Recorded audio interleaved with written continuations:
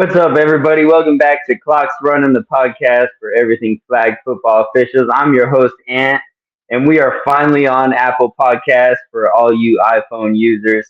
So let's get right into tonight's show. We got guests from every part of the country, like usual, but man, let's start it off. Let me see here. Okay, the man that can sling the rock and throw a flag all in the same night. Lance, what's up?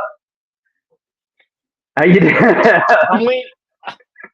That would be kind of interesting, but yes, doing well for a Thursday. Doing well. You don't, because normally you play Wednesday nights, right? Tuesday. Tuesday nights. I play You Tuesdays.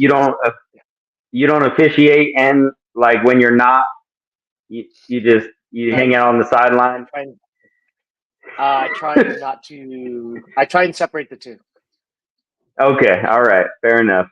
All right, next up we got Petty Pat bringing all the usual mess and background noise. Hey, Hey, I made sure I turned it off. Can you hear it? I no, it's heard good the now. birds It's chirping. The birds chirping, man. good. All right, I just want to make sure no crotch rocket goes by in the background or something when somebody's saying something important. I mean, I'm quite sure a train gonna come by in the middle of the city or something. I don't know. It normally happens. Yeah, all right. Let's see. Okay, and we got the only official I know that has 175 pairs of Jordans. What up, Tosh? That's not me, but I'll say hi anyway. How many pairs of Jordans you got? I only have maybe about 8, Okay, all right, fair enough. and they're only I Jordan 11s. I don't buy any other Jordans really like that. I just like that one pair of shoe. I got you. I will. This is a fun fact about me. I've never owned a pair of Jordans in my life. So I used to I Gotta used put to your rock money the in. I used to rock the Nike Cortez for those OGs out there, you know. But all right, and finally the Mel Kiper Jr. of flag football. Here he is. What up, Jacob? The who? Mel Yep. Kiper Jr. Gee whiz. Hey, we need You don't know to get the hair. If we're putting you. Yeah, If really. you're You gonna get be Mel the Kiper, you hair. need the hair. And I need to start Uh, getting it wrong a lot more often if I'm gonna be compared to him. Man said Jimmy Clausen was not gonna be a bust, and if he was, he'd retire, and he is still working. So tell me about not being a man of your word. You're getting spooled up, and we ain't even started yet. Hey, I had to. Just what I thought. Okay, maybe I was wrong. How did that draft prediction go? Were you right? Uh, Typically I'll usually hit the right rounds for people. Figuring out teams is that's where I get messed up. I try to think, when I do those mocks, I try to think what these guys will do, who they know, who they don't know, and they surprise me a lot of the time. So Yeah. Well, I know I said it in the chat, but I'll say here on the podcast. Bex he's done for. Tampa, he lost. He's not winning the draft tournament. Bye bye, Bex. See you later. hey man, Oh man, you setting it up for everybody now, boy. he's the most um, decorated Camel City draft tournament player. I can't I'm take gonna go anything away sit from him. down and have a beer and just watch at that point. All right, cool. Let's get right into it. Right into the rule book. So Jacob, I want you to start us off with illegal equipment. Go right ahead. So I think the biggest thing and the biggest question, and actually, oddly enough, our man Dean, shout out to Dean down in the Cayman Islands, just shot me a message about 2 minutes ago. I'm gonna read it once I get through this. But just a couple quick little points. Teams got to supply their own flags. You got to bring extra flags just in case something gets damaged, ripped, or torn, or is not correct. Altered or tampered flags could result in an ejection or forfeit. Shortening, cutting, using cloth material, other abstract that's different from the traditional. It's at the discretion of the officials and the refs, the officials and the directors. Um, let's see. Flags have to be contrasting from the player's shorts or pants. Um, if you choose to wear a hand towel, hand warmer, glove, anything on your waist, it is considered a flag and it can be treated as such. Here's the fun one. If a ball carrier starts to play wearing incomplete, improperly worn, improperly secured, or no flag at all, they may not advance the ball after taking possession of it. They'll be ruled down where they take possession. So if they catch the pass, they're down where they catch it. The exception to the rule is the quarterback. They can take the snap and advance the ball, and they or otherwise participate, and they're down by one-hand touch. Cool. Lance, what's the craziest thing you've ever seen someone do to a flag? Craziest thing I've ever seen him do? Yeah, to try to alter or tamper with. It's the split cloth ones. That's what people. There's like one. I want to say it was like 2 years ago when I first saw them, roughly, where I was like, wow, those are really thin and they kind of fly around. And it's probably this is the first time I ever saw splits, and then a couple people just literally split them in front of me. Yeah, I need 2 flag. You need another flag. Literally just said, all right, I got 2. I was like, okay. I mean, we didn't have the rules for that, so at the time. So outside of that, nothing too weird or strange. I mean, to Jacob's point, the things on the waist, though, I'm like, why are you putting things on your waist? Well, it's not that cold. You don't need a hand warmer. You're not that good. I get it if you put a glove, because you don't have a pocket, so it's an easier. It'll stay there. But tuck the glove in your shorts. That way you can't grab at it. But why do you have a towel? You're not a pro. Who cares? If you're not throwing, if you're not throwing the football, why do you need a towel? Completely. But that's So, Tosh, you're a quarterback. You have anything on your waist besides your flag? I actually have tried a hand warmer once, and it literally got pulled off the very first time. So I tried to put a flag. But in my defense, like as a quarterback, I have to keep my hands warm, and it's kind of difficult. right. Totally agree. I've never used it since then. So I mean, whatever. I figured it out since then. So. Don't backtrack I totally now, agree on a Lance. QB. Stand 10 toes, baby. You're gonna say it. Stand 10 toes, big man. No, I mean, like, I get why she did, but as a receiver, why do you have that? Why? As a rusher, why do you have that? Yeah, I mean, like I said, I said a previous episode in Vegas, there was a receiver in Vegas had a hand warmer on. It just didn't like. What do we do? Just stick your hands in the air if your hands are cold. Like, It made almost as much sense as Pat's shirts that's 2 sizes too small. Why do you get jealous because my shirts look nice? Ain't Tell nobody them, jealous. hey, tell them they look nice, man. I mean, I could pull it down, but guess what? They're going to come right back up. You want to know why? I They're got too guns, small. baby. I got They're too guns. small. Don't be a hater. those sleeves are just screaming, "Help me! Help me!" Oh, so we Jonas? Threads. Yeah, we Jonas. I mean, y'all know we can get this going now. I mean, we get the Jonas going. I was told to get it going. Okay. All right, Jacob. So what did good old Dean send you? All right, so I'm going to have to go off camera just for a second. But Dean says, let me see. Let me pull this up. That's where we at. Hey, bud.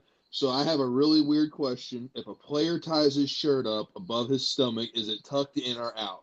So if a defender holds his shirt, is it a flag? Because they shouldn't be going that high to grab the flag. Okay, so it's okay. I thought there was a little bit more to that, but I think that's pretty simple. If with us talking about equipment and stuff like that, and shirts being tucked in and not being tucked in, and getting holding calls and stuff like that.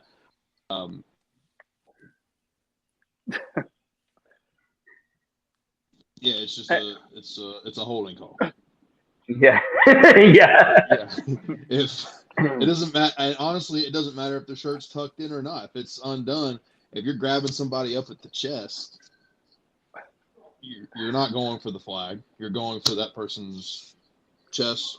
You're not in the strike zone. Yeah. Yeah, it's simple enough. Pat, you seem like somebody that would rock that crop top kind of jersey. Is that is that? I love where this is going. This is gonna be a great podcast. Is he frozen? Oh, there he is. I There we don't go. know. No, he's not. No. No, it's like I told y'all, right on cue.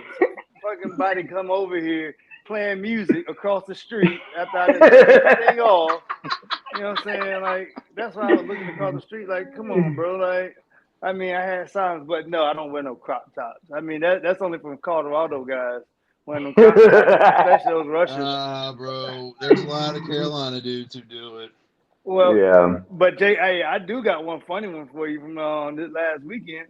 I heard the dude told me, "Hey, this girl can't have those flags on because her shirt is red, her pants is white, and her flags is red. She can't have red flags with a red top." I said, "What?" He said, "No, you can't." I said, "What league you play in?" I said, "The flags, but you gonna grab her tits?" I mean, the flags are down here, bro. Like, don't get mad because y'all can't grab the girl flag. Her flags have nothing to do with her top. Like, shut up. Keep We playing also ball. letting dudes play shirtless out there too, so I saw that. That Like I said, I just go out there and do a job, Jacob. I'm not there to enforce nothing. There we go. So, Now the escape. Here we go. yep. Hey, I have no affiliation as an organizer, director. I am just a official. Hey, Want to do a Jacob, job. correct me if I'm wrong, but you want to show the legitimacy of a league or a tournament is see how many guys have their shirts off while they're playing. It's a quick one. Real I quick. mean, so all right, cool. Well, outside of illegal equipment, I just want to bring up illegal advancement. So I'm going to hand this over to Lance. So Lance, if you could just talk to us about illegal advancement for a second. No, so we're going to reverse this a little bit. So there's a query on Sorry, go ahead. because illegal advancement can be you can look at it in a few ways. The scenario is you're in a no run zone. There's a throwback. Idiot just decides to run. We all agree it's illegal. We all agree the down is consumed. There seems to be some consternation is, do we kill it or do we let them do something stupid like pitch it back to the other team? It can go both ways. I kind of just kill it because I don't feel like the guys. I like, all right, well, it's just going to be running forever, so I'm just going to not let him run. I'm just going to kill it, and then just loss it down, and just move on. 9 times out of 10, no one questions it, and they're good to go. However, it can be construed as illegal advancement. It's conceptually, it's the same thing as batting a tip ball forward. It's like advancing the ball illegally. So that's where illegal advancement could be construed. So, I mean, don't you think that would be somewhat similar to killing the pitch that happens in air it out? Lance? No, not necessarily because they can still advance. Go- You almost said the word that I was wanting you to say, which was it's a live ball penalty, which is the same as illegal advancement. Am I right, Jacob?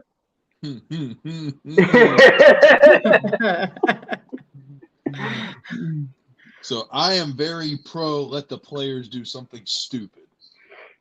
Because in flag football, a whole lot of stupid stuff happens all the time. I look at illegal advancement. I don't look at it so much from a tackle football standpoint because I think with flag we don't have to, but we have altered, changed, and adjusted things to make it work better for us. I look at illegal advancement as what it is in tackle football as far as batting the ball forward. I look at it as an illegal pitch downfield. I look at it as, you're in the no-run zone and you run the ball. there's a few things that it kind of, it's not a catch-all, but it does encompass a few different things that normally I don't think it would. I do understand that, there's no direct correlation in the rule book that spells it out that it should be, and probably should. There probably should. But I think that's where kind of I guess catch-all is the better word to use for that, as far as what it encompasses. Yeah, because ultimately in air it out or sixes where there's no run plays at all in the entire field, if anybody runs, that's a legal advancement or a legal run, but you're gonna let it play out. Hopefully somebody yells to the quarterback like you can't run, or the receiver, or whoever it is, and they slow down. But yeah, I don't know. I'm kind of with Jacob that to let the players do something stupid to kind of bring some excitement to the game. Tasha, you have any thoughts on this? I feel like I'm all for letting somebody do something stupid as well. Not gonna lie. Yeah. It's just like, as much as we like to predict where the game is going, people just like to just surprise you with stupidity. So it's entertainment nonetheless. Yeah, I kind of feel like it's the same as just any situation where, in the last minute of the second half, and it makes perfect sense as us as officials because we see so many more games than players play. We, in a weekend's time, we're doing 60 games where players maybe only play 15 or something like that. So we see a scenario where we're like, oh, okay, the offense, all they got to do is just run the clock out, and it's a piece of cake.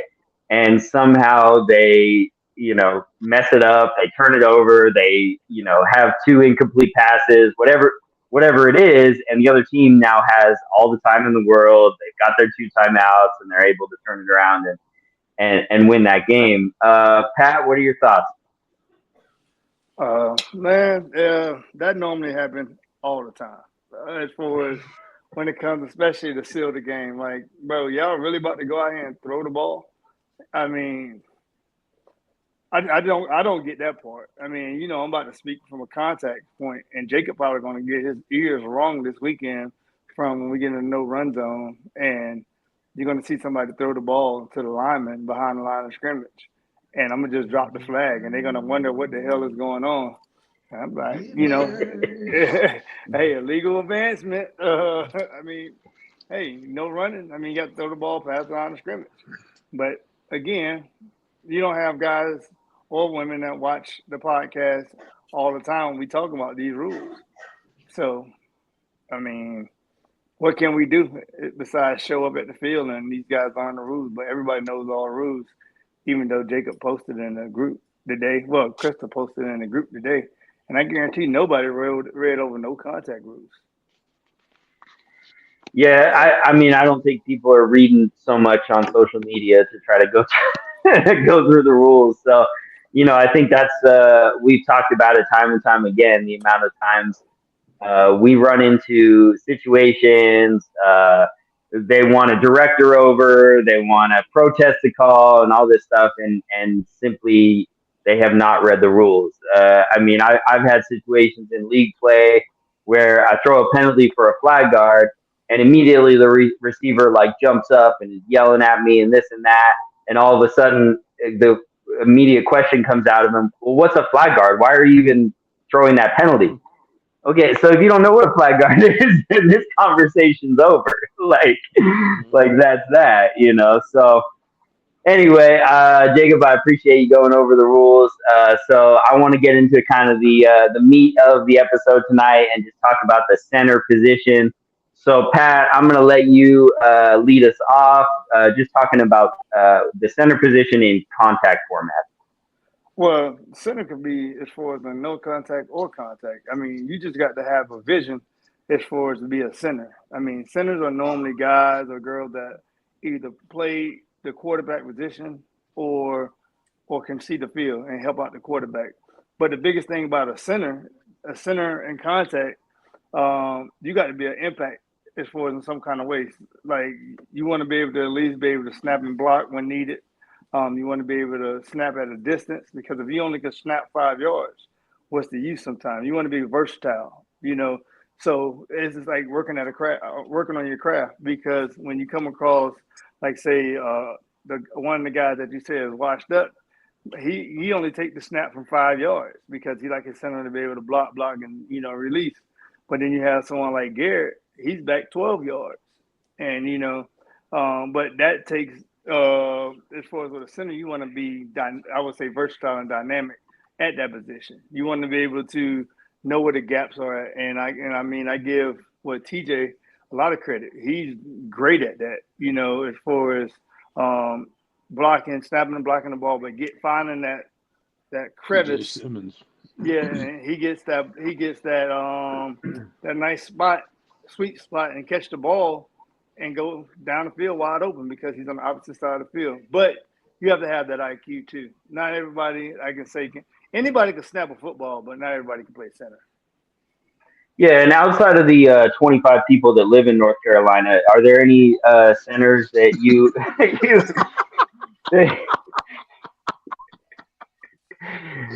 are there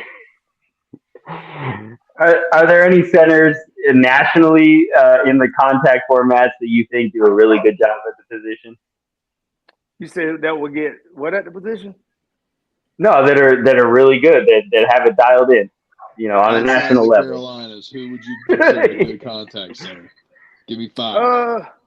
3. Me, and me. No, you're not outside the Carolinas. No, I'm out of it now. But you have Ariel. Ariel, could always call him Ariel because I'd be thinking of the Little Mermaid. Ariel. In I'm North gonna Carolina. North Carolina. We talk about outside North Carolina. Oh my gosh! Hey, I had a rough day. Sorry, but no, I'm giving it to. Unbutton that shirt, bro. It's too tight. You gotta get in No, I'm hot, and y'all talking about I can't turn on my fan because y'all can't hear the noises in the back. That's why But no, if we go on to centers that's out of state, I'm going with Benny from DC. Yep. He's the GOAT. That straight up. I mean, that's who I learned to play the game from. As far as I'm gonna give it to Q with New Dynasty. All Diddy. Center that's versatile out of state.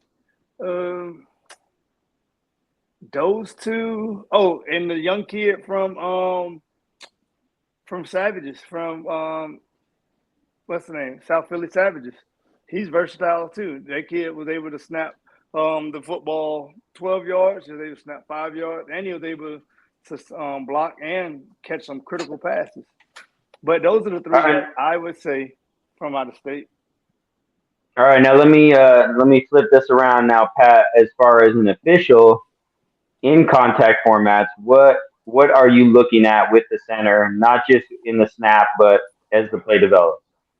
I mean, the first thing I'm watching from the center, like I told you, once that center gets his head up, and I'm watching as far as in non-contact, I'm making sure if the rusher is coming down the middle, the center just stands ground because the center can go straight up. But if the rusher coming from an angle, making sure the center don't cross the rusher's angle as far as his angle.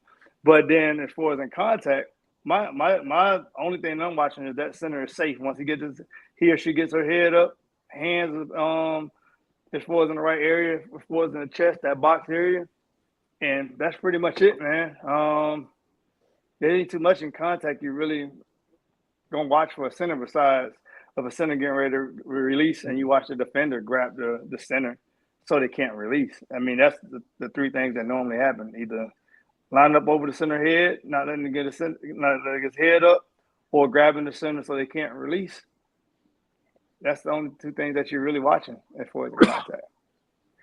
Cool. So, Tasha, as a quarterback, what are you looking at in a center? What do you want your center to have? Can you repeat that? I think my Wi-Fi froze. Yeah, just as a quarterback, what do you expect in your center? Snapping distance, depending on the format. And then IQ is a big thing, like Pat was saying. A lot of the times in local leagues, I'll play with centers, and I'll have to be like, "Look, you're the rusher's coming from your right side or the left side." I want to be able to have somebody that's able to read the field like I'm reading the field, so they know where not to go. Especially if I'm like in a hurry up offense, I don't have time to be giving you, whatever. Just you should be able to know where the holes are on the field the same way I do. And then in sevens specifically, I know that's not really a popular format anymore, but um, being able to block or just know how to release quickly just because the rush is coming from a closer distance. And if your blocker doesn't block for you, then that's pretty much your go-to person. They have to be able to have the same level of IQ as a quarterback, I feel like. Gotcha. Lance, how about you? Now that you're top tier Elite 11 quarterback in the nation, what do you Whatever. expect out of your center? First of all, that's not true. I mean, I still play center in draft ball, so it's more about like to Tasha's points. Like, okay, so in fives non-contact, there's not a if you can't get a good snap with some like velocity behind it, your quarterback's dead meat. Like if they throw that snap straight up in the air and you're like waiting for it, you're like, okay, well, I'm dead. There's nothing I can do. So velocity on the snap is huge. Some other IQ is huge. Ways to avoid the rush. If you know they're coming from the right, why are you going to the right? What's the point? There's no point. And to Tasha's point, it's about being on the same page. Nuances like, hey, can you side snap? Like to help benefit, like change up the play. Like if they know, if you've got 3 QBs, can you side snap deep to the deep left corner, right? Some people can. So I can sort of do that. But there's a couple guys that out here can give side snap 20 yards deep. I'm like, okay, well, the field's only 25, so it doesn't do us any good. But the ideas are there. And then as a QB, it's like, look at me before you snap, so you know where you're snapping it to. Good example. Last was it Tuesday night? We were going in. It was 3 feet over my head. I just looked at it as it's going over my head. I'm like, there's nothing I can do. I can't. You know the feeling, Tasha. You're like, Yeah. you're like, yeah, no, not getting that. So it's just it's a tough position. It's probably one of those where you don't have a good center. You have to make it up somehow.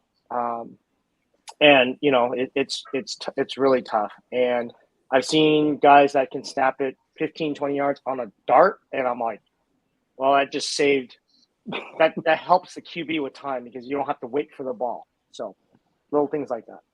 Hey, I can tell you why your center snapped the ball over your head. He was either scared of the rush or he was tired as hell. Those are the only 2 reasons. Well, they're playing non-contact, so I don't think the This rush is not contact. scared is It's a not contact. So factor. Wreck. Didn't I give you 2 reasons? So you take one away, right? And that means you was tired as hell. Smarty pants. Buckle All right, on I'm cigars going some more, pal. Pause.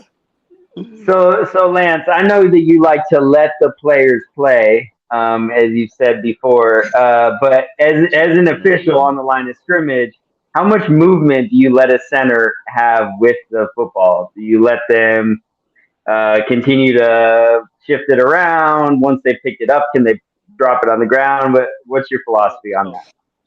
Well, so because we do not place the ball, we don't place the ball on the line of scrimmage. So it's up to the center to actually, turn left or right to where we're standing. So that's why we give them the benefit of that to move. And because we do not have a rule that stipulates the ball needs to be in the middle of the field, they can pick the ball up, move to the left or the far right. What we're looking for is simulation, where ball set, they have the hand on the ball, and they make a movement that acts like a snap motion. If they have the ball in their hand about to snap, but they pick up and move 3 steps to the right, that's not simulating a snap. So obviously in tackle, you can't do that because we place the ball. But in flag, okay, you're not simulating snap, that's fine. In international ball, because we place the ball down, you cannot do that. It's in the middle of the field. You're on the hash. That's it. So it's very similar to. So international ball and tackle are very similar in that regard. Okay, fair enough. All right, now I'm going to put you on the spot, Lance. Out of the Bay Area, who's the best center out there? Jeez. Kind of depends on what you want the center to do. You want a center to be your star. Like Law. Actually, Law's actually pretty good at snapping it and then rolling back. If you want someone that actually goes and gets it, like, where he's probably one of your better receivers. Like I like seeing folks like a Brandon Chow where he snaps it and he's gone. Then he makes an option route on a corner route. And as a safety, you're like, I'm toast because he's up on you. So those are the kind those. So it really depends on the type of center you want and what they want to do. We don't want them what you want from them to do.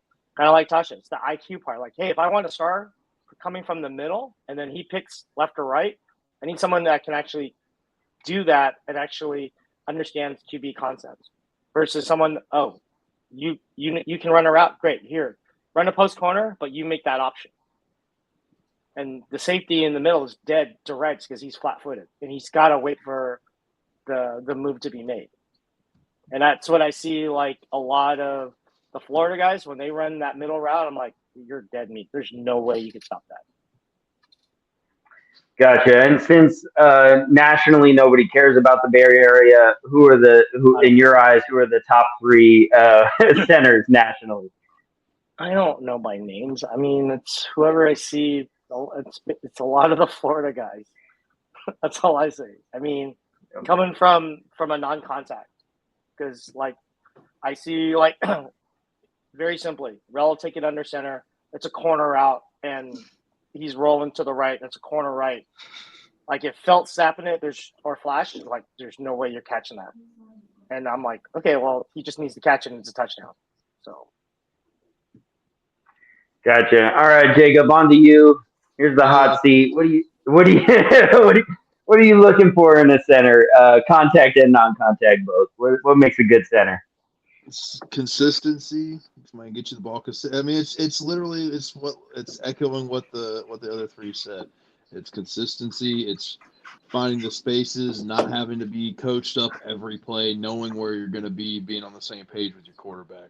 When I was playing my the team I had together, the guys joked my center was the primary target. Whether it be a 5-yard out or whether it be 20 yards down the field, that was the most dependable person in my mind. And that person got the ball the most. You're looking for consistency. That's the biggest thing. If you got people who can't get you the ball consistently, like Lance said, someone who doesn't have the velocity in the snap, that's a problem. Because by the time the ball gets to you, whether it's contact or non-contact, you have a rusher in your face and you don't have time to react or make a decision. So.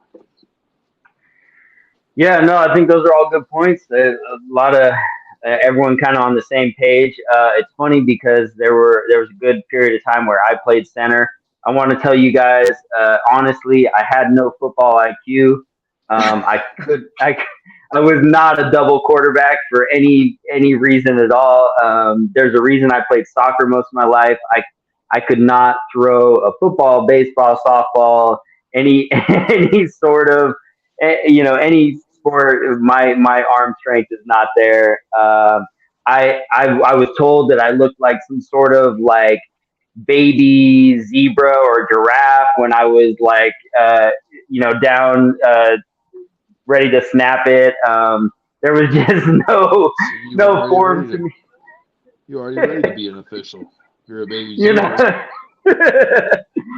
So, but it was definitely a challenge for me. I think there were times when I was playing and I was putting a team together.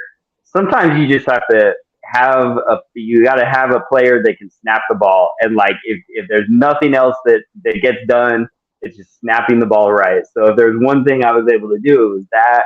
Contact got pretty rough for me. I think initially when I played eights, both sides of the line were still really big guys. So I had the ability to snap the ball and still be able to get up instead of block. But I think in contact, especially with fives, there's been this shift where the D linemen have become speed rushers, and there's so much happening on the line, and sometimes they're sending more guys, and there's a safety blitz and all this stuff going on, and I just started to understand at my age of 35 plus that I did not have the speed to be able to snap that ball and get up before one of those D linemen were already past me, and I couldn't stop them. So I also, if I had to release and I would go out for a catch, it was pretty meaningless. My flag would get pulled right away. I had no dip, I had no juke, I had no spin. There was none of that going on. So I got a lot of respect for the centers out there. Jacob, okay, I'm gonna put you on the spot as well. Let's talk contact, and let's talk women's contact. Who do you think are the top three centers? Oh gosh, see, I'm with Lance. I don't know names. Like that's All tough. right. Think about team. Like, think about team. Okay, Jackie obviously with mixed breeds. I think she's right now one of the most versatile. But I also think what's to be considered. You have two different types of centers, right? You have some that in contact at least. You have some that are great at snapping, releasing, and being a receiver. You have some that can snap and be a blocker. And I think the women's game is starting to figure out how to have that dynamic of having somebody be both. The men's game has figured it out. There's just a lack of. I think that's the difference. Jack's good. We'll give a shout out to Krista. Krista Weaver can snap the crap out of the ball. My partner. She's a good center. I don't know, man. I don't know. I just don't know names. That's my problem. All right. So, Tasha, I gotta ask this: why? Like, when are you gonna start playing contact? Because I think as a quarterback, like, I think you can get out there and swing it. Pause. You find me a team with good blockers, I'm all for it. Okay. I mean, they're out there. Mixed breeds. Yeah. Yeah. For sure. Okay. Tasha, what as far as non-contact goes in the women's game, who do you look at if you're thinking about, most dynamic center, best center? Who do you feel like takes that? Well, I feel like one of the obvious ones is Venom. They have a pretty versatile center who can. I mean, they played together for a long time, so her IQ has to match what the quarterback's IQ is. I don't know her name, but she's a center for what used to be QC Elite. I can't think of her name though. Talk about Jan. Yeah. Okay. Yeah. She can snap the ball really well.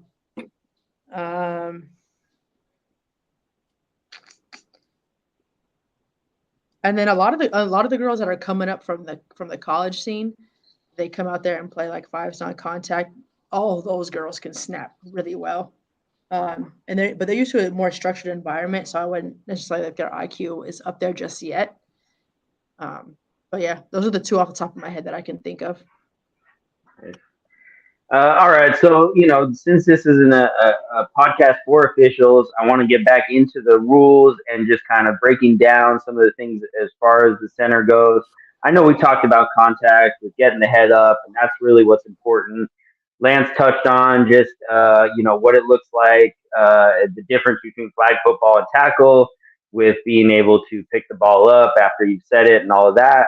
I really want to talk about just kind of the center in non-contact and the bunch formation, impeding, illegal contact. So Jacob, can you just kind of talk about what happens with the center and how they need to avoid an impeding, how they could bring on an illegal contact, that kind of stuff?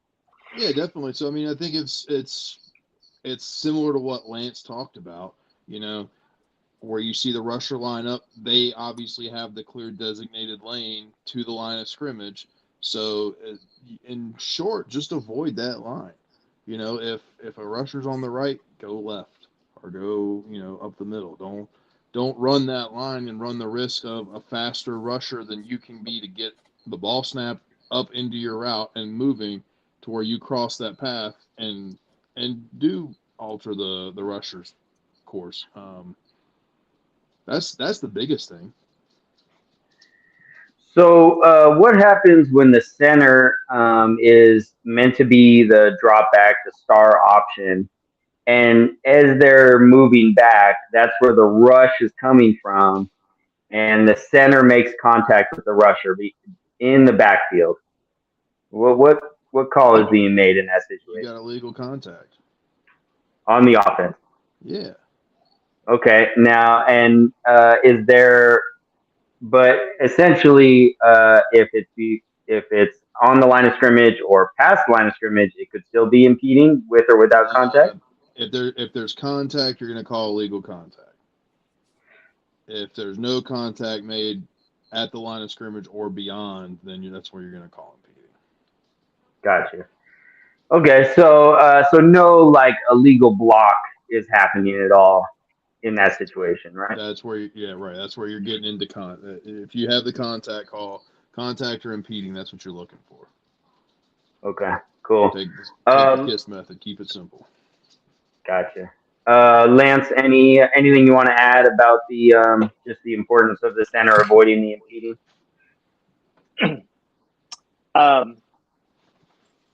As the center, especially in a two-man crew, because our angles are a little bit bad. We just don't have good angles. If you're playing center and first couple plays you see the rusher head up, let us know, because we don't have a good angle to see that. So sometimes we can't see if they're straight heads up. So like I've told centers, or centers have come to me and says, "Hey, he's like straight up head up." I'm like, "Well, you can tell me, and I can tell him to move. I can't see that from the sideline." So centers, when they do ask that, or they do say, "Hey, rushers heads up," I'm like, "Center, you can't do that, left or right," and then the problem solved. So, help us help you a little bit when it comes to little things like that. Okay, so you're telling me that the rusher cannot line up in front of the center at all.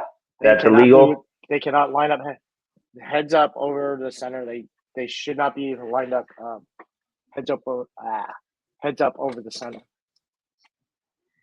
So if they don't do anything at all, what penalty is that? If they line up right in front of the center and do not move, what penalty is that? If they line up over the center and they don't move, there's no penalty because they haven't done anything yet. Okay, so they can line up in front of the center. That's my question. Yeah, but they have to. But they have to be 2 yards off the line of scrimmage too, though. Wow, you are just nitpicking. Well, 1 yard, right? Correct. 1 or 2. Isn't it supposed to be 1 yard? Yeah, 1 yard. Because they're gonna be lined up over. They should be 1 yard. They should not. They should. Yeah. Jacob, the rusher. What? What What you want me to say here? Okay, so I just feel like this is something that gets said by players a lot in a situation where there's a bunch formation and the quarterback yells and says, "Oh, the rusher can't be in the middle. The rusher can't be in the middle." Well, technically, the rusher can be in the middle. That's not what you asked. That is not the question you asked. Okay, so let's break this down. That's a completely different comment. Yes. So let's be careful. Let's start with where we did. They're in the spread. The rusher lines up over the center. The rusher cannot have a clear line to they don't get the right of way if they line up. Technically, it's not written that there's a penalty. However, it's because I'm looking at it right here. I guess my point is the terminology that they can line up directly in front of the center. Yeah. There's nothing that says they have to be. Yeah. What Hold it on. says. So we said a rusher can line. I said the rusher cannot. I can have 5 rushers, or I can have 0 rushers. What's the definition of a rusher? Someone that crosses the line of scrimmage as a defensive player. That's the definition of a rusher. Okay. So I said the rusher. So be careful what you say. So here's what we have. The blitzer rusher is allowed a direct line up to the line of scrimmage as long as he or she rushes from either side of the center or outside the bunch formation. So with that, is there technically you are able? Yes, you can line up over the center. However, you don't have a straight line. Nope. That's what you lose. You don't have a clear line. You don't get the right of way, and if there's contact, it's probably going to be called on you. Yep. Legal contact on the defense. You know, I that's what that's saying. There's just because they line up head up over the center, or they line up. I'll even pull in. They line up inside of a bunch. Technically, it's not illegal for them to line up there. That's fine. They're dumb enough to do that. And they want to wait, and they want to lose their right of way. That's on them. Sucks to suck. So, do you suggest that officials? I mean, it sounds like Lance. Correct me if I'm wrong. I know I got you fired up already, but are you suggesting? Are you suggesting? I can't do what I want to do. No, it's not. We put the explicit thing on Apple. It's fine. Are you suggesting that we should say, as preventative officiating, that we should say to a rusher, "Don't line up in front of the center"? Yes, if we see it. Okay. But what? But they can't. But they can line up in front. But they can. But you got to tell where them. they want. Yeah, you just got to tell them. I'm not saying. You just got to go ahead. Again, go ahead. You can line up anywhere you want, but as we go back to the one word that we're caveating, if they are a rusher, I don't care where the hell you line up. But if you are rushing the QB, yeah, you got a headache. Mike, you are nitpicking the shit out of this, and just because you moved you moved across the country doesn't give you the right to freaking talk out of your butt. He been eating Buckeyes all day. I know. Right? Tasha, I know you got my back on this. Help me out. Listen, you just hit him with a simple wait or go around. Because if you're right on top of them, you're gonna have to wait till they move, or you're gonna go around them. Then I got the right way. Yeah. Up over. Okay. All right. So I don't know. It's one of those things that kind of drives me crazy a little bit that players just make up their own rules. And so, I know I like to give Bay Area players a hard time. Law will do this to kind of get in defensive players' heads a little bit, bunch formation, and he will say, "Oh, the rusher can't be there. The rusher can't be there," to try to get an inexperienced official to then be like, "Oh yeah, I guess Law's right. Rush, you got to move over. You can't be right there." And I just that terminology just feels like a slippery slope where we're telling a player that they can't be somewhere where they actually can be. Well, and how about this? You make the clip and share this part since everybody watch your clips on your stories and they can know the rule going forward. Plain and simple. So Law can't get away with it no more. How about we do that? Instead of they don't read the rule book, but they know all the rules. They know some of it, but how about you just explain the direct rule? Jacob read it, and then you gave them Lance the goddamn swirly. And then, you know what I'm saying? And now, we got the rules back right. So now everybody know the rule. So if I understand it, Tasha understand it, Jacob understand it, you understand it, as clear as possible. Just make a clip from it. You won't have 2 heads in the video this time because nobody got pictures in the back. But Jesus Christ. Hey, we got 3 heads, 4 actually. But what I'm getting at is, no, seriously, just make a clip of what we just explained for these players to understand the rule of the rusher and what they could be lined up at. Plain and simple. Yeah. And if Gotcha. they say they watched the clip. Guess what? You go to the name and see if they watched the clip. Oh, we can. If they don't, so no. We don't. We do everything. They're adults. We don't read every damn rule to everybody on the field. Yeah. Jacob, what any more thoughts you want to share on all of that? I'm good. I will say this. I think in the IFAF rule book, I appreciate the way that they really define right of way and right of place. I love that. I think that's their biggest thing. I mean, and Lance, I mean, all of us can have officiated at some point can agree like that's the hottest ticket for them, one of the hottest tickets. So they have to spell it out as clearly as they do. Yeah, and I mean they take it even further where the rusher, and Lance, right? The rusher's called a blitzer in IFAF, correct? Correct. Okay, and they have to declare themselves. Now, it's can it only be two that are declared at the snap, or no more than two? No more than two. No more than two. Declare. So, yeah, so there's like even more levels to it, and then also if the blitzer moves, that's an offside penalty, correct? Yeah. Mm-hmm. Yep. Yeah. So. Forgot about that. Yeah, so they definitely have that clarification of right of way and right of place. The center does have that right of place. My understanding is they have the right of place until they make any step forward or to the side. Is that right, Lance? Yes. So I do kind of, just when I am trying to talk to players and kind of explain things, I do kind of lean on those explanations about right of way and right of place, because I think it does. I don't know. I just think it helps explain it. Tasha, do you appreciate that kind of really heavy definition that IFAF has, or do you explain it to players in a different way when you're officiating? I'm gonna be honest, 9 times out of 10, you're having to dumb down the rules for people because they're not really trying to understand what you're saying. I can read a rule straight from the rule book and they still wouldn't believe that that's the right thing.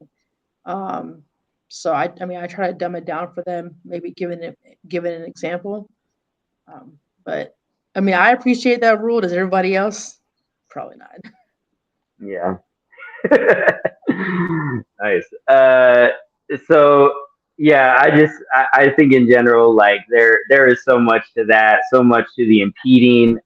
Jacob, I think at this point I might have memorized your speech that you talk about how important the impeding the rush is, and how much of that call will come up. But I think we still continue to see, and I don't know how old this impeding the rush, rule is, how long it's been around or anything like that. But what do you hear more times than not, Pat, to help me out here in non-contact, when an impeding the rush penalty is called? What is the first thing a player says? Oh, the first thing that people say is, when it comes to impeding the rusher, hey, I didn't touch him. I'm like, it don't matter if you touched them. You went across their face and you changed their lane. They were standing right there and they took off running, and I saw their body have to change and do all this to get around you. It's impeding the rusher. You slowed them down. Yeah. Shut up. Yeah. Yeah. But I didn't touch you. All right. Yeah, so I think that, I mean, just Tasha, to kind of reinforce your point, we really do have just that simple part of impeding is still missed by the majority of players. They still expect that impeding the rush should have some sort of contact related to it in a non-contact format. So I gotta agree with you that where we do gotta kind of simplify it. Jacob, you said keep it simple, stupid. I agree with that as well. I will say, and Lance, I know you brought it up before. I guess I gave you a swirly. I didn't know that that's what happened, but that you brought up a 2-man crew mechanic. So Lance, I wanna lean on you in this situation and just explain to me how you try your best in the 2-man mechanic to be able to see the impeding the rush. I actually do something that probably Jacob doesn't want me to do. So I actually move on the snap. I don't do this every play. So if I know the line of scrimmage is on the 5, so first down coming out, if I know the line of scrimmage is going to be on the 5, I actually take on the snap. I actually take 2 steps forward, so I can actually see the routes that they're. I'm assuming the guy's going to catch the ball. The QB, guy or girl, QB is going to catch the ball. I take 2 steps forward to look at the routes that are going forward, and then I'm also looking at the rusher coming down. So I actually can see the routes that are going forward, and I can see the rusher going towards the QB, and I can actually see whether or not he or she is slowing down. I kind of cheat that way because that's the only way that I can sort of see that.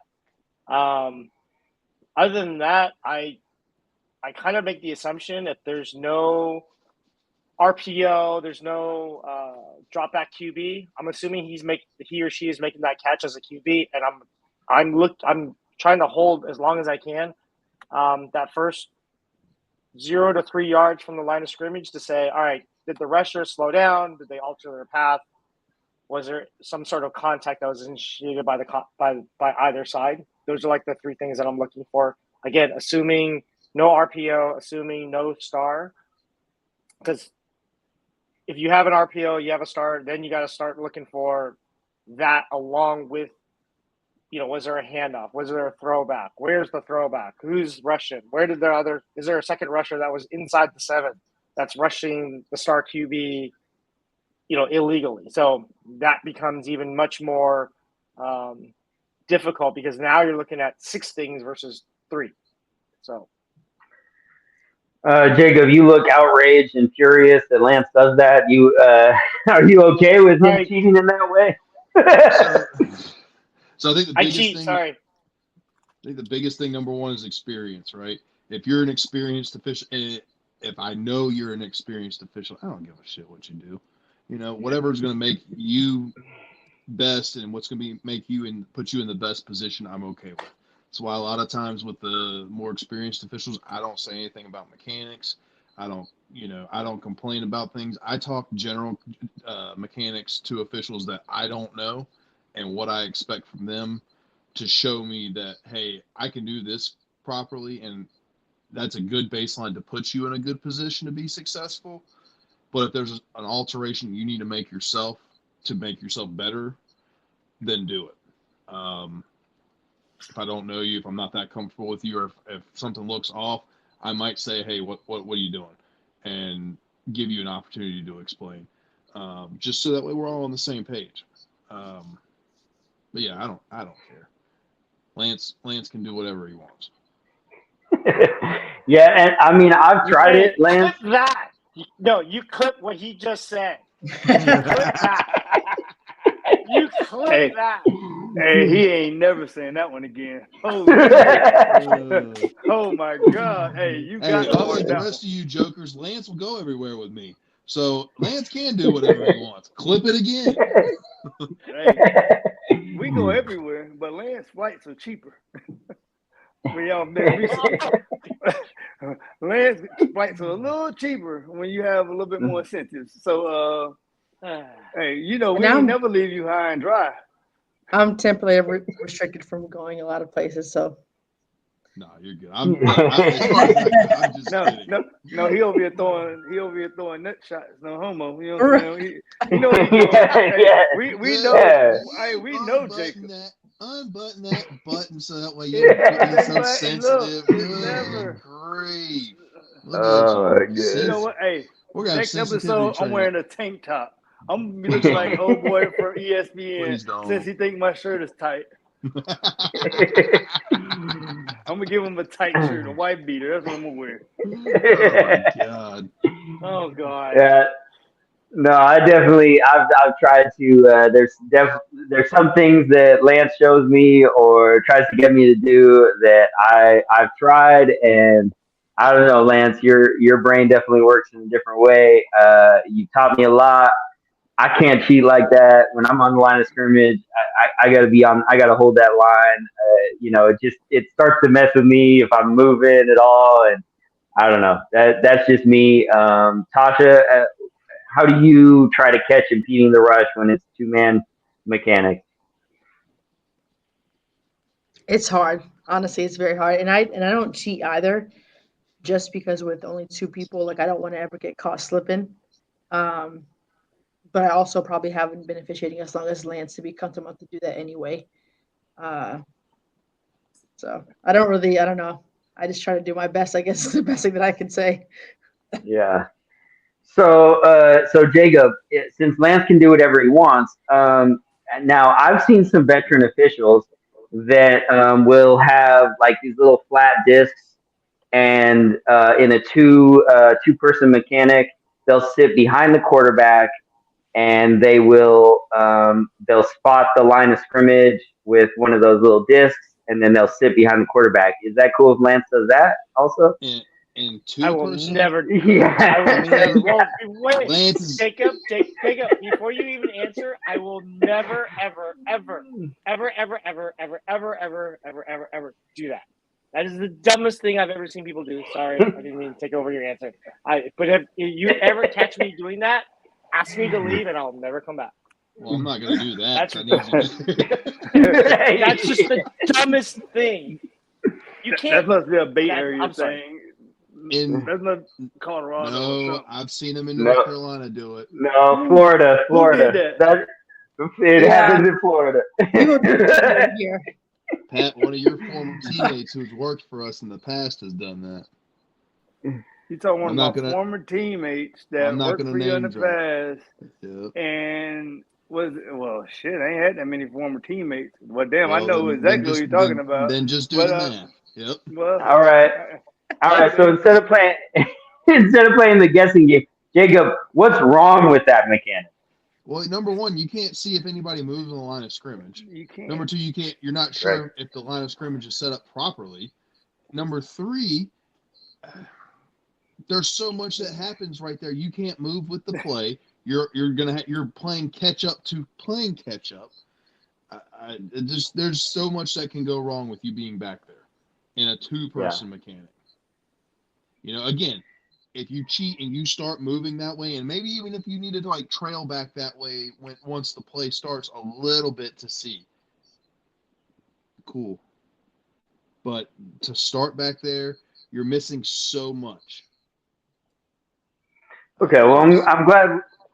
It only took us an hour to all be on the same page, but we're here.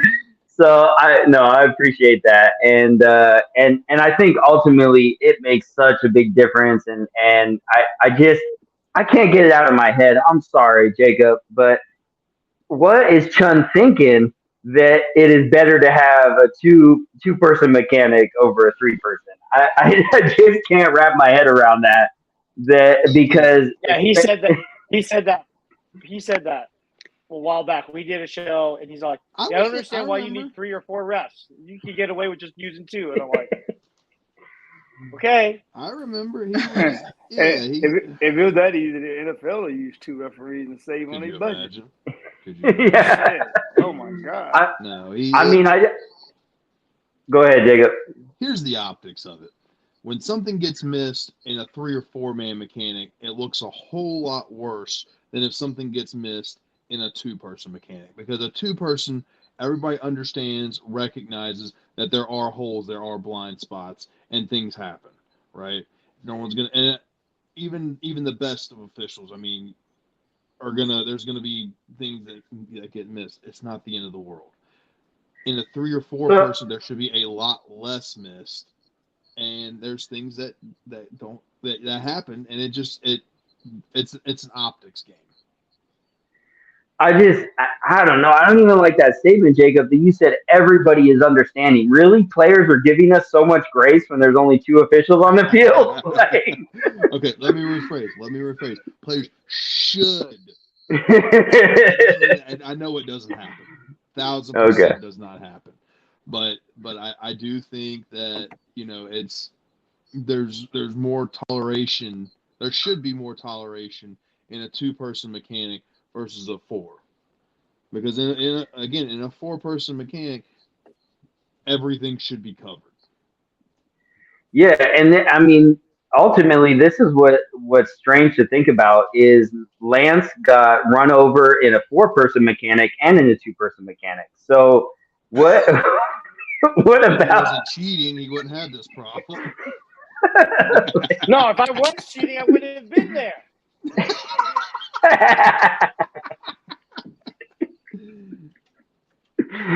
I don't know, Lance. Can we talk about just I don't what do we do to protect you a little bit? Like, do you need like cones that are set around you, like Bubble.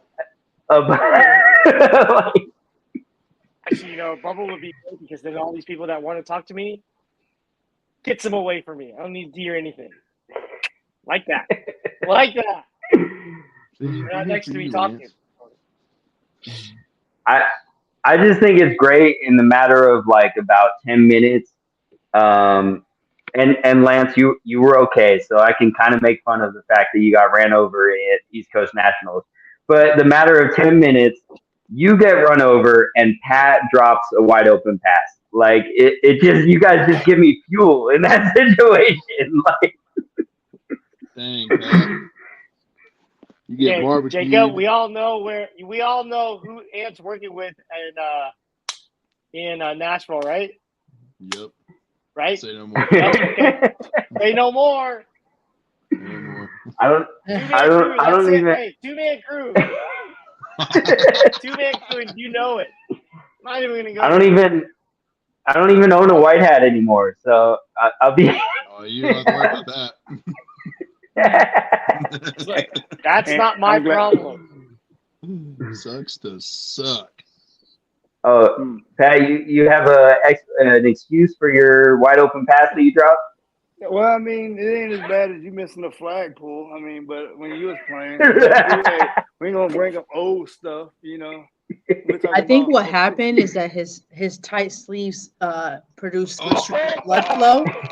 He didn't quite extend his hands to catch the ball, I actually didn't have on sleeve. That's what made it even worse. It just hit me in the hand, and I dropped it. The problem was, and it wasn't even high. It was like right here. Right in my face. It was a great Right in my ball. I turned and looked, and I'm like, turn back, go back to my field. I mean, it was like right here. I'm like, Hey, I was so embarrassed. I was so embarrassed. I was like, well, I mean, they dropped him in the NFL. Hey, I can get away with one, but not like that. Jesus Christ. Apparently not. Good Lord. Hey, that catch wouldn't have won us the game anyway, so I don't care. Yeah. Oh, no. All right, cool. Well, I think we talked plenty about the center position. I feel like I accomplished my goal tonight by pissing Lance off, and so I just want everyone to just kind of share final thoughts.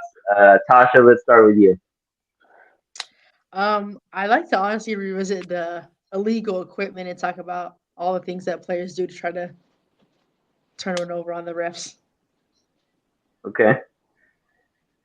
All right, Pat. I'm gonna go up on what Tosh said as well with that illegal equipment. I mean, as far as when it comes down to that one flag, or some people like to put a little Vaseline on their flags, but you got sometimes where you have to check those flags as well. But You just snitched on again, yourself. no, not me. But I'm just hoping that people actually watch the explanation of the impeding the rusher and where Russia can line up at. So we ain't got to explain that no more ever. So, and send it to the people that always argue the rule. How about that? Yeah, and I mean, as far as legal equipment goes, I know that unfortunately, every field, every crew is not going to be consistent. But I mean, I think the easiest thing to do, especially when we do have the opportunity to have 3 or 4, person mechanics, is to be able to have guys go over to each sideline, tell the players to line up real quick, pull your flags out. I mean, do all that stuff. It's easy to kind of get everybody checked off on the sideline, see everybody. I know it takes a little extra time. I know we're always running behind and we have so many games to do, but it does save a lot of headache, especially when it gets down to a close game or the pro games and things like that. Lance, do you think that you think it's worth doing stuff like that going forward, or what do you think? Well, first of all, I don't know who you're talking about with Fields running behind. It's not my That's the first thing, because we go. No, I think go. we gotta go. I don't care if we're like 3 minutes early. We gotta go, because by the time you line up, we're late. My perspective is, I think if we have the opportunity to do a quick check before the game, it makes it a lot easier for someone to not say something like, "Hey, you can't wear that. Your elbows are not out." I'm like, okay, well, we fixed that.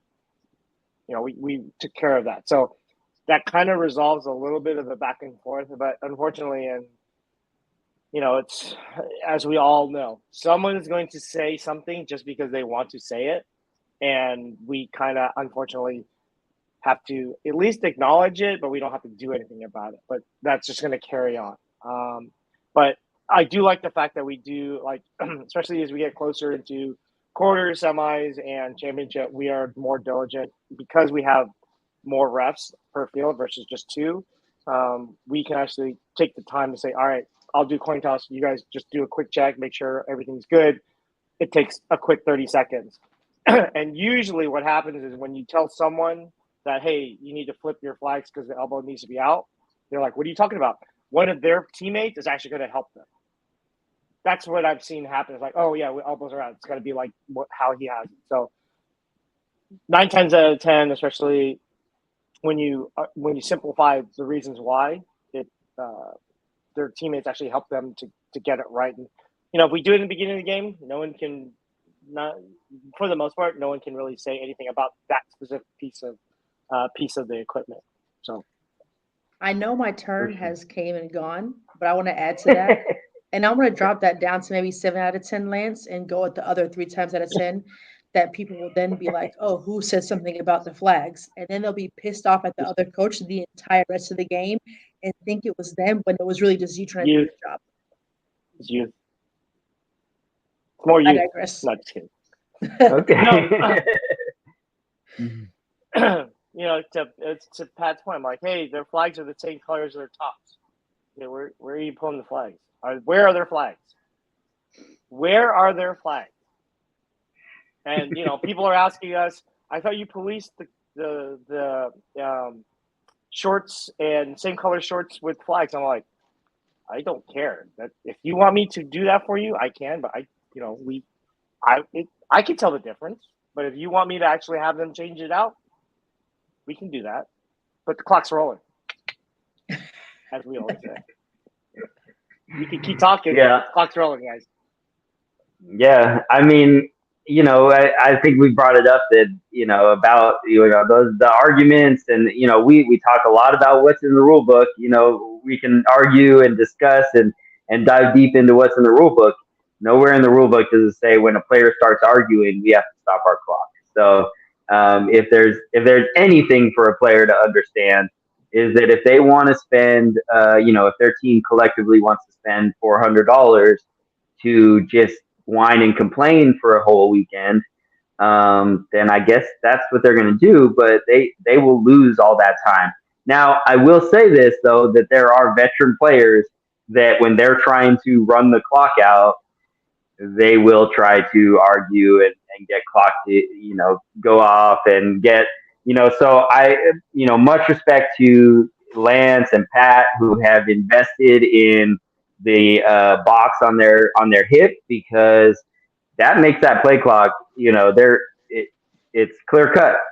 They hit that switch and it's going, and there's nothing that's gonna, the Dallas players that are whining and complaining that, want to just eat up the time. It doesn't matter, because sure enough, Lance is gonna say, "You got 15." Hey, another thing, and I'm gonna be quiet after this one.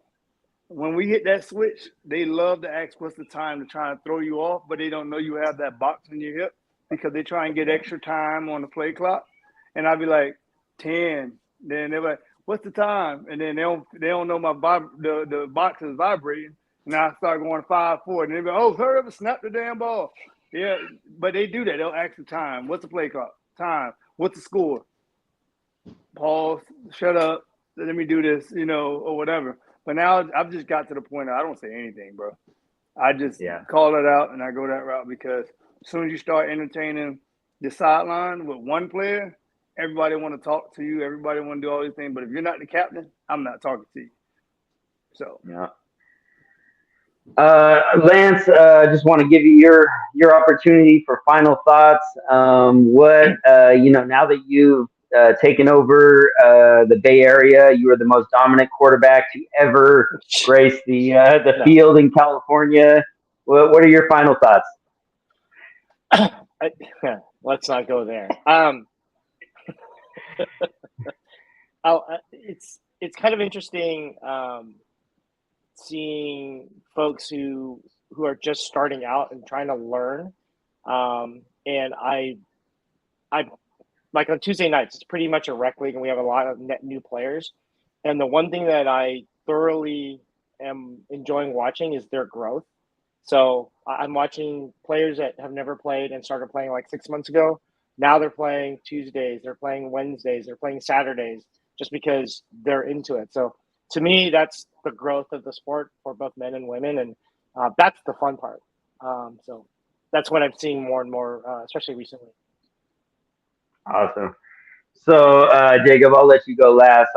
My final thoughts tonight. This past weekend was the annual big tournament in Colorado. It's something that I played in. I don't know, 5 or 6 times. Best of the best. It's an 8-man contact tournament, and it had the smallest outing they've ever had. Maybe from when they first started, when they were still wearing the football mesh, jerseys. But I just think that it is a sign of the times that eights it's for the dinosaurs. It's not a format that needs to continue to have a focus. People can be upset at me for saying this, but look, I came from eights. I played eights. It just doesn't make sense to me anymore. It takes up field space. There's always issues. They're using triple threats. It's so hard to try to travel with an 8 team. You need 30 guys and, all this stuff. So ultimately, maybe that was a tournament that during COVID, I think they had their biggest turnout and they had teams from all over the country. Main event won the last 3 years, and this year main event didn't even show up to, defend their title. It was a basically in-state Colorado tournament, and that's all it came down to.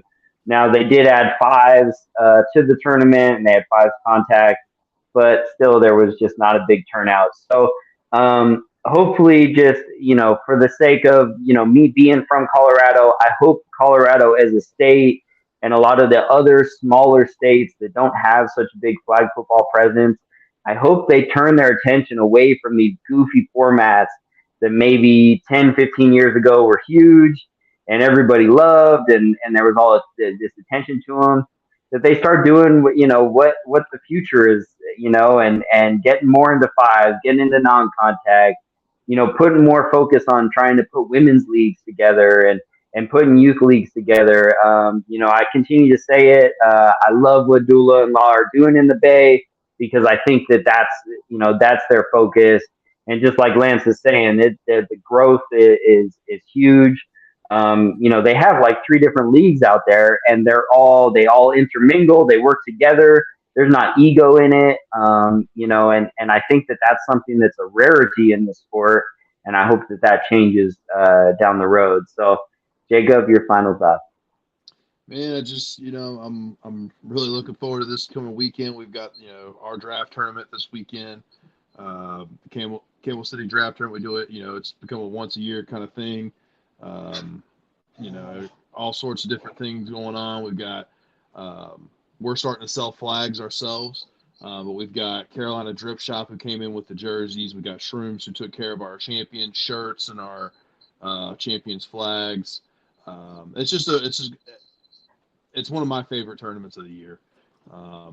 So I'm really excited. I hope the weather holds out. Looks like it's going to be, not necessarily the hottest day now, but it's going to be, a little dreary. But we're gonna power through. We'll be all right. Got Pat coming. I got Jordan. I got Joe, and then I'll have Rob Baker as well. So we'll have the guys together. It'll be great. Just really looking forward to it. You facilitating any sideline betting this draft tournament? Will that be happening? I personally do not get involved in the wagers. I do know what the odds are, and I do know who the bookies are, who can get you taken care of. So, okay, cool. Yeah, it's gonna be a good time. Yeah, no, it sounds like it. So that being said, we are now truly everywhere. We are on so many platforms. I have found this past week that I was able to get us on all the places that podcasts are available. So wherever you listen to your podcast, it's on there. Just look up Clocks Running. We are also on YouTube, Instagram, TikTok. For those dinosaurs that still play 8-man contact, we are still on Facebook. So I guess find us on there if it's worth your time or, whatever. But check us out. Players, this is your opportunity to learn rules really easily. And then officials, this is how you get better. This is the podcast for veteran officials, and they talk about mechanics and what works best for them. So if you're a new official, hopefully you take the opportunity to listen. I appreciate y'all being on tonight, and look forward to next week. Have a good night.